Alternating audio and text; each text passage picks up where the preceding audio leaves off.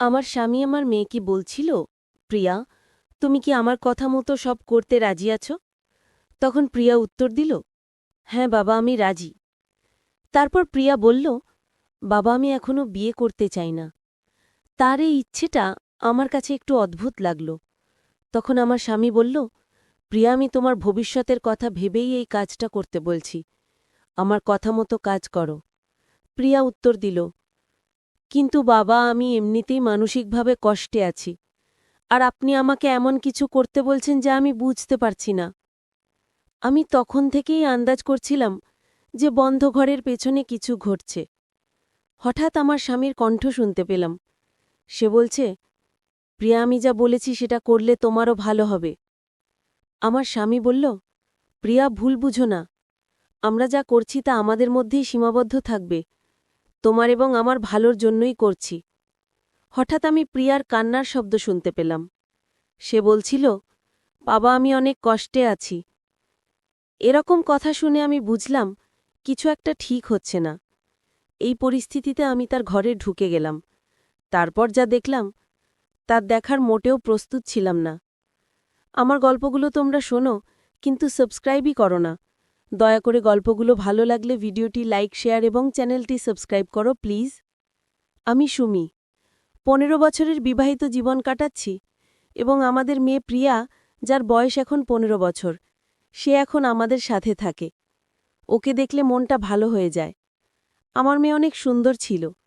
আমরা সবসময় চাইতাম আমাদের মেয়ে ভালোভাবে বড় হোক, একটা ভালো চাকরি করুক। প্রিয়া শহরে থেকে পড়াশোনা করছিল, আর তার জন্মের পর থেকে আমার স্বামীর জীবনেও অনেক পরিবর্তন এসছে। ছোটবেলা থেকেই আমরা প্রিয়ার জন্য বড় বড় স্বপ্ন দেখতাম। ওকে ভালো শিক্ষায় শিক্ষিত করার জন্য আমরা যথাসাধ্য চেষ্টা করেছি। প্রিয়া খুবই মেধাবী ছিল। প্রিয়া ছিল একজন পরিশ্রমী মেয়ে। সবসময় পড়াশোনায় প্রথম হতো। সে শহরের একটি নামকরা স্কুলে ভর্তি হয়েছিল। আমি আর ওর বাবা ওর নিরাপত্তা নিয়ে সবসময় চিন্তিত ছিলাম, তাই প্রায়ই ওকে ফোন করে পড়াশোনার খোঁজখবর নিতাম। কিন্তু আজ বাড়িতে প্রায় ১০ মাস পর প্রিয়া বাড়িতে আসে। আমি ওকে দেখে কিছুটা অবাক হয়ে গেলাম। আগে ওকে বেশ রোগাপাতলা লাগত, কিন্তু এবার ওর শরীর কিছুটা ভরাট হয়েছে। ওকে দেখতে বেশ ভালো লাগছে। বাড়িতে এসে প্রিয়া আমাকে বলল, মা, বাবা কি অন্য শহরে কাজে ব্যস্ত? আমি ওকে জিজ্ঞেস করলাম। ওর আচরণে কিছুটা পরিবর্তন লক্ষ্য করলাম। ওর মুখের কথাগুলো আমাকে চিন্তিত করল। ওকে শান্ত করার জন্য ওর ঘরে ঢুকলাম। দেখলাম কিছুটা সময় চুপচাপ বসে আছে। আমি ভাবলাম হয়তো কোনো ছোটখাটো সমস্যা। প্রিয়া সবসময় হাসি খুশি থাকত, মজার কথা বলত, কিন্তু আজ ওর মুখে কোনো হাসি নেই। আমি চিন্তা করতে লাগলাম, হয়তো পড়াশোনার চাপ বা কলেজে কিছু ঘটেছে। আগে ওর ঘর সবসময় পরিচ্ছন্ন থাকত, কিন্তু আজ ঘরটা একটু অগোছালো। আমি ওর ঘরে গিয়ে কথা বলার চেষ্টা করলাম। বললাম, তোমার বাবাকেও আসতে হবে। সবাই মিলে একটা সমাধান বের করতে হবে। প্রিয়া বিরক্ত হয়ে বলল, মা, তুমি কি শুধু প্রশ্ন করবে, নাকি আমাকে একটু ফ্রেশ হতে দেবে? এই কথা বলে প্রিয়া বাথরুমে ফ্রেশ হতে গেল। আমরা তখন ওর বাবার সাথে বসেছিলাম। প্রিয়া এসে ওর বাবার দিকে তাকিয়ে শক্ত করে জড়িয়ে ধরল। অনেকদিন পর বাবাকে দেখে ওর চোখে জল চলে এলো। আমি বুঝতে পারছিলাম ও বাবাকে মিস করেছে। ওকে দেখে আমি একটু সরে গিয়ে ওদের একা থাকতে দিলাম, যেন ও মন খুলে কথা বলতে পারে। যদিও আমি ঠিক বুঝতে পারছিলাম না ওর ভেতরে কি চলছে। তারা অনেকক্ষণ এইভাবেই ছিল। প্রিয়ার আচরণে কিছুটা অস্বাভাবিকতা লক্ষ্য করলাম, যেন ও কিছু লুকোচ্ছে বা কিছু বলতে চাইছে। আমি ওকে বুঝিয়ে বললাম, যদি কোনো সমস্যা হয় তাহলে যেন নির্দ্বিধায় আমাদের সঙ্গে কথা বলে। আমার মেয়ে আর আমার স্বামী দুজনেই বাড়িতে এসেছিল, তাই আমি একটি মজার ডিনার তৈরি করলাম। ডিনার শেষে আমরা সবাই ঘুমোতে যাওয়ার প্রস্তুতি নিলাম। হঠাৎ প্রিয়া বলল, মা, আমি আজ বাবার ঘরে ঘুমাবো, তুমি আমার ঘরে ঘুমাও। ওর কথায় যে ছিল তাই আমিও বললাম, ঠিক আছে। আমি যখন প্রিয়ার ঘরে ঘুমাতে গেলাম তখন বুঝলাম সাধারণত প্রিয়া ওর বাবার সঙ্গে ঘুমাত না এবং আগে ওর বাবার সঙ্গে এত কথা বলতো না। আজ হঠাৎ করেই ওর বাবার সঙ্গে ঘনিষ্ঠ সময় কাটানোর ইচ্ছা দেখে কিছুটা অবাক হলাম। ভাবলাম হয়তো ওর বাবার সঙ্গে কিছু গুরুত্বপূর্ণ কথা বলতে চায়। কিন্তু আমার ধারণা ছিল না যে প্রিয়া এবং তার বাবা আমার কাছে একটি বড় সত্য লুকাতে যাচ্ছে। প্রিয়া তার বাবার ঘরে গিয়ে ওকে আলিঙ্গন করল। বাবা ওর মাথায় হাত বুলিয়ে জিজ্ঞেস করলেন, কি হয়েছে প্রিয়া? হঠাৎ আমার সঙ্গে ঘুমানোর ইচ্ছা কেন? প্রিয়ার মুখে চিন্তা আর অস্থিরতা স্পষ্ট ছিল। তিনি তাকে আশ্বস্ত করলেন, যা কিছু বলার নির্ভয় বলতে পারো। পরের দিন গ্রামের একটি মেলার আয়োজন করা হয়েছিল। সন্ধ্যায় প্রিয়া ওর বাবার সঙ্গে মেলায় গেল। ও কিছুক্ষণ আমাদের প্রতিবেশী আন্টির সঙ্গে থাকার পর মেলায় চলে গেল। কিন্তু ওকে যেতে দেখে আমার স্বামী একবারও আমাকে জিজ্ঞেস করলেন না আমি ওদের সঙ্গে যাচ্ছি কিনা। প্রিয়ার মুখে হাসি থাকলেও ওর বাবাকে রাগান্বিত দেখাচ্ছিল, বিশেষত গ্রামের মানুষের সামনে ওর পোশাক নিয়ে। ও একটা ছোট্ট স্কার্ট আর টপ পরেছিল। আমি প্রিয়াকে বললাম, প্রিয়া, এটা এমন শহর না যেখানে তুমি এভাবে পোশাক পরতে পারো। প্রিয়া শান্তভাবে বলল, মা, এটা আমার পোশাক, আর আমি যা চাই তা পরব। আমি এখানে অল্প সময়ের জন্য এসেছি এবং আমি নিজের মতো করে বাঁচতে চাই। ওর এই আত্মবিশ্বাস দেখে আমি অবাক হলাম। আমি প্রিয়াকে বোঝানোর চেষ্টা করলাম, আমি বুঝি তুমি নিজের মতো করে বাঁচতে চাও, কিন্তু এখানকার মানুষের চিন্তাভাবনা ভিন্ন। আমার স্বামীও তখন প্রিয়ার পক্ষে কথা বললেন, আমাদের উচিত তোকে নিজের মতো থাকতে দেওয়া। ও এখন বড় হয়েছে এবং নিজেই সিদ্ধান্ত নিতে পারে। আমাদের ওর জীবনে হস্তক্ষেপ করা উচিত নয়। আমি লক্ষ্য করলাম আমার স্বামীর চিন্তাভাবনায় পরিবর্তন এসেছে। আগে তিনিও এ বিষয়ে চিন্তিত থাকতেন, কিন্তু এখন তিনি ওকে সমর্থন করছেন। হয়তো অন্য শহরের জীবনধারা তার উপর প্রভাব ফেলেছে। আমি মনে মনে ঠিক করলাম মেয়ের সঙ্গে একান্তে কথা বলবো। তবে আজকের রাতে এইসব ভাবনা থেকে মুক্তি পেতে চাইলাম। কিছুক্ষণ পর আমি শুনতে পেলাম যে আমার স্বামীর ঘর থেকে অদ্ভুত আওয়াজ আসছে। ঘর থেকে বেরিয়ে দেখলাম ওর ঘরে আলো জ্বলছে। আওয়াজটা শুনে আমি ওর ঘরের দিকে এগিয়ে গেলাম, কারণ আমি ওর সঙ্গে কথা বলতে চেয়েছিলাম। আমি শুনতে পেলাম কেন প্রিয়া এমনভাবে চিৎকার করছে। আমি ওর ঘরের দরজার কাছে যেতেই আমার হাত হঠাৎ করে দরজায় ধাক্কা খেয়ে গেল। আমি দরজায় টোকা দিতেই প্রিয়ার আওয়াজ বন্ধ হয়ে গেল। ঘরটা তখন অন্ধকারে ছিল। আমি বিভ্রান্ত হয়ে পড়লাম।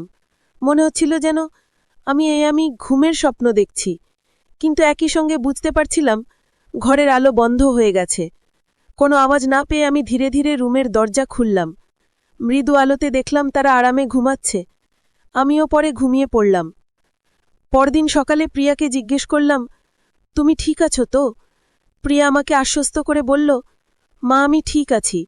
তবে রাতে যে চিৎকার শুনেছিলাম সেটা নিয়ে ও কিছু বলল না, শুধু জানালো যে খারাপ স্বপ্ন দেখেছে। কিন্তু আমার মনে হচ্ছিল সবকিছু ঠিকঠাক নয়। মনে হচ্ছিল কিছু একটা লুকানো হচ্ছে। সেদিন রাতে আমি ঠিক করলাম আমাকে খুঁজে বের করতে হবে আসলে কি ঘটছে। যখন সবাই ঘুমিয়ে পড়ল, আমি আবার মনোযোগ দিয়ে শুনতে শুরু করলাম। আমার স্বামীর ঘর থেকে প্রিয়ার গলার আওয়াজ পেলাম। ওদের কথাবার্তা শুনে মনে হচ্ছিল বাবা মেয়ের সম্পর্ক যেন এক নতুন মাত্রায় পৌঁছেছে। পরের দিন সকালে আমার স্বামী কাজে যাচ্ছিল বলে তাড়াতাড়ি নাস্তা তৈরি করে দিলাম। পরে দেখলাম প্রিয়া ঘরের মধ্যে হাঁটছে, কিন্তু ওর মুখটা ফ্যাকাশে। মনে হচ্ছিল ও খুব ক্লান্ত। আমি ওকে বললাম, তুমি ফ্রেশ হয়ে নাও, তারপর নাস্তা করে নিও, আজ একসাথে বাজারে যাই। কিন্তু প্রিয়া ক্লান্তিভরা কণ্ঠে বলল, মা, আজ আমি খুব ক্লান্ত, মার্কেটে যেতে পারবো না, তুমি একাই যাও। আমি বিকেল পর্যন্ত বিশ্রাম নিতে চাই। আমি বাজার থেকে ফিরে ঘরে ঢুকতে গিয়ে দরজা খুললাম, কারণ জানতাম প্রিয়া বিশ্রাম নিতে চায়। আমি মুদির ব্যাগগুলো একপাশে রাখলাম এবং রান্নাঘরে কিছু সবজি নিয়ে এলাম। রান্নাঘরের দিকে যেতেই ভেতর থেকে মৃদু একটা আওয়াজ শুনতে পেলাম। মনে করলাম প্রিয়া হয়তো ঘুম থেকে উঠে গেছে। রান্নাঘরে ঢুকে আমি যা দেখলাম তাতে চমকে উঠলাম। প্রিয়া তার হাতে ময়দা মাখছে আর তার বাবা ওর পাশে দাঁড়িয়ে আছেন, ময়দা মাখাতে সাহায্য করছেন। আমি কখনো দেখিনি ওদের দুজনের মধ্যে এমন ঘনিষ্ঠতা। দৃশ্যটা দেখে মনে হচ্ছিল যেন ওদের সম্পর্কের মধ্যে কিছু পরিবর্তন এসেছে, যা আগে কখনো ছিল না। আমি লক্ষ্য করছিলাম যে বাবা মেয়ের মধ্যে কি চলছিল। হঠাৎ দেখলাম প্রিয়ার বাবা ওকে বলছেন, দেখো, এভাবে আটা মাখতে হয়। আজ আমার স্বামী কাজে বেরিয়েছিলেন। সাধারণত তিনি কাজে গেলে কয়েকদিন পর বাড়ি ফিরতেন, কিন্তু সেদিন তিনি অপ্রত্যাশিতভাবে তাড়াতাড়ি বাড়ি ফিরে আসেন, যা আমার কাছে একটু অদ্ভুত লাগছিল। রাতে প্রিয়া সবসময় তার বাবার ঘরে ঘুমাত, আর আমি প্রিয়ার ঘরে। তার বাবার আচরণে কিছু একটা অস্বাভাবিকতা ছিল, যা আমাকে সন্দেহ করতে বাধ্য করেছিল। সেদিন রাতে আমি আবারও প্রিয়ার বাবার গলা শুনলাম, প্রিয়া, আমি আজ তোমাকে আটা মাখানো শিখিয়েছি, কিন্তু তোমার শেখার অনেক কিছু বাকি আছে। ভবিষ্যতে তোমার জন্য আরও কিছু আছে যা আমি শিখাবো। তুমি আজ রাতে প্রস্তুত থেকো। তার কথা শুনে আমি বিভ্রান্ত হয়ে পড়লাম। বুঝতে পারলাম না তিনি আসলে কি বলতে চাইছেন। প্রতিদিনের মতো প্রিয়া আবারও তার বাবার ঘরে ঘুমাতে গেল, আর আমি ওর ঘরে রইলাম। তবে সেদিন রাতে আমি ঠিক করলাম কিছু একটা খুঁজে বের করব। রাত গভীর হলে আমি ঘর থেকে বেরিয়ে ওদের ঘরের দিকে মনোযোগ দিলাম। দেখলাম ঘরের আলো জ্বলছে। আমি বাইরে দাঁড়িয়ে শুনলাম আমার স্বামী বলছেন, প্রিয়া, তুমি কি প্রস্তুত? প্রিয়া উত্তর দিল, পাপা, আমি এখনই বিয়ে করতে চাই না। ওর কথা শুনে আমি একটু অবাক হলাম। এরপর আমার স্বামী বললেন, তুমি যদি আমার কথা শোনো, এটা তোমার ভবিষ্যতের জন্য ভালো হবে। প্রিয়ার কাঁপা কণ্ঠে বলল, বাবা, আমি আগে থেকেই সমস্যায় আছি। আপনি আমাকে এমন কিছু করতে বলছেন যা আমি বুঝতে পারছি না।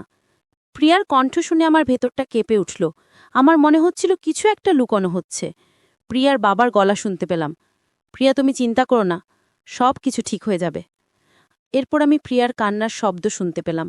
সে বলছিল, বাবা, আমি আর থাকতে পারলাম না। দরজার কাছে গিয়ে টোকা দিলাম। দরজা খুলে যা দেখলাম তাতে আমি স্তম্ভিত হয়ে গেলাম। প্রিয়া আর তার বাবা ভেতরে ছিলেন। দৃশ্যটা অদ্ভুত ছিল। মুহূর্তেই বলতে পারলাম এখানে কিছু অস্বাভাবিক ঘটছে। আমি দ্রুত দরজা বন্ধ করে বাইরে চলে গেলাম। শ্বাস নিতে পারছিলাম না। বুঝতে পারছিলাম এটা আরেকটা দিনের মতো নয়। মনে হলে যেন পায়ের নিচ থেকে মাটি সরে গেছে। আমার মেয়ে প্রিয়া সাজগোজ করে ঠিক যেন বিয়ের কোণের মতো বসে আছে, আর আমার স্বামী তার গায়ে গয়না পরিয়ে দিচ্ছে। এ দৃশ্য দেখে আমি পুরোপুরি হতবাক হয়ে গেলাম। কিছুই বুঝতে পারছিলাম না। হঠাৎ চিৎকার করে উঠলাম, এখানে কি হচ্ছে? আমার স্বামীও আমার উপস্থিতিতে অবাক হয়ে গেল এবং বলল, সুমি, তুমি এখানে কি করছো? আমি অবিলম্বে প্রিয়ার দিকে ফিরে জিজ্ঞেস করলাম, তুমি কোণের মতো সেজেছ কেন? আমার মন রাগে ফেটে যাচ্ছিল। আমি বললাম, তোমরা সব সীমা অতিক্রম করেছ। এটা কি হচ্ছে? এমন কাজ কেন করছো? আমার চিৎকার শুনে প্রিয়া কান্নায় ভেঙে পড়ল এবং বলল, মা, তুমি কি বলছো? কেন আমাদের পবিত্র সম্পর্ককে কলঙ্কিত করছো? ওর কথা শুনে আমি কিছুক্ষণ চুপ করে গেলাম। তারপর বললাম, আমি সব শুনেছি। তুমি আর তোমার বাবার কথাবার্তা, রান্নাঘরে বিকেলে যা দেখেছি, সব কিছু জানি। আমার স্বামী তখন বললেন, সুমি, শান্ত হও। তুমি যা ভাবছ তা সত্য নয়। আমাদের মেয়েটি কঠিন সময় পার করছে, আমি শুধু ওকে সান্ত্বনা দেওয়ার চেষ্টা করছি। আমি বললাম, তুমি বলছো তুমি এমন কিছু করে ওকে সাহায্য করার চেষ্টা করছো যা একেবারেই অনুচিত? আমার স্বামী শান্ত গলায় বললেন, সুমি, তুমি যা ভাবছ তা আমরা করিনি। দেখছো, তা সবসময় সত্য নয়। পুরো সত্যটা শুনতে হলে আগে তোমার মনকে শান্ত করতে হবে। আমার ভেতরের রাগ সামলে নিয়ে আমি শুনতে লাগলাম। আমার স্বামী বললেন, আমাদের মেয়ে প্রিয়া যখন হোস্টেলে ছিল তখন তার এক ছেলের সাথে পরিচয় হয়েছিল। সেই ছেলেটি তাকে নিয়ে পালিয়ে বিয়ে করেছিল। তারা অন্য শহরে চলে গিয়েছিল এবং সেখানে স্বামী স্ত্রীর মতো থাকতে শুরু করে। কিন্তু ছেলেটি বিশ্বাসযোগ্য ছিল না। একদিন সে প্রিয়ার টাকা ও গহনা নিয়ে পালিয়ে যায়। প্রিয়া যখন বুঝতে পারে ছেলেটির আসল উদ্দেশ্য, তখন সে অনেক কষ্টে আমাদের কাছে ফিরে আসে। তার জীবনে একটা বড় ধাক্কা লেগেছিল, এমনকি সে নিজেকে শেষ করার কথাও ভেবেছিল। কয়েকদিন আগে প্রিয়া আমাকে ফোন করে সব বলেছিল। আমি তখনই তাকে শান্ত করি এবং বাড়ি ফিরে আসতে বলি। আমার স্বামী আরও বললেন, প্রিয়া যখন বাড়ি ফিরল, আমি ওকে কিছু কাজে ব্যস্ত রাখতে চেয়েছিলাম যাতে তার মন অন্যদিকে যায়। তাই ওকে ময়দা মাখানো শেখাচ্ছিলাম, সাজগোজের মাধ্যমে একটু আনন্দ দেওয়ার চেষ্টা করছিলাম। এসব ছোট ছোট কাজ ওকে ব্যস্ত রাখে, তার মনকে বিভ্রান্ত করে এবং মানসিকভাবে স্বস্তি দেয়। আমি শুধু ওকে সাহায্য করার চেষ্টা করছিলাম, কিন্তু তুমি তা ভুলভাবে বুঝেছ। আমি সব শুনে স্তব্ধ হয়ে গেলাম। বুঝতে পারলাম আমি পরিস্থিতিটাকে ভুলভাবে দেখেছিলাম। আসল উদ্দেশ্য ছিল প্রিয়ার মানসিক শক্তি ফিরিয়ে আনা, যাতে সে নিজের জীবনের নিয়ন্ত্রণ আবার নিজের হাতে নিতে পারে। এইসব শুনে আমি বুঝতে পারলাম যে প্রিয়া অনেক কষ্টের মধ্যে দিয়ে গেছে। আমি এবং আমার স্বামী মিলে ঠিক করলাম যে ওকে এই মানসিক যন্ত্রণা থেকে বের করে আনতে হবে। একজন অভিভাবক হিসেবে প্রিয়ার বাবাও একইভাবে তার পাশে দাঁড়িয়েছে, কারণ এই ধরনের পরিস্থিতিতে মা-বাবার ভূমিকা খুবই গুরুত্বপূর্ণ। আমরা দেখেছি সমাজে ছেলে ও মেয়ের মধ্যে সম্পর্ক তৈরি হলে নানা ধরনের ঘটনা ঘটে। শুরুতে সবকিছু ঠিক থাকলেও সময়ের সাথে সাথে তাদের মধ্যে দূরত্ব তৈরি হতে পারে এবং কখনো কখনো তারা একে অপরের থেকে বিচ্ছিন্ন হওয়ার সিদ্ধান্তও নিতে পারে। কিন্তু এই বিচ্ছেদ মেয়েটির জন্য মানসিকভাবে কষ্টকর হয়ে উঠতে পারে। গল্পটা কেমন লাগলো জানাতে ভুলবে না। আরও মজার মজার রোম্যান্টিক গল্প শুনতে চাইলে ভিডিওটি লাইক, শেয়ার এবং চ্যানেলটি সাবস্ক্রাইব করতে এবং বেল আইকনটি ক্লিক করতে ভুলবে না। ধন্যবাদ।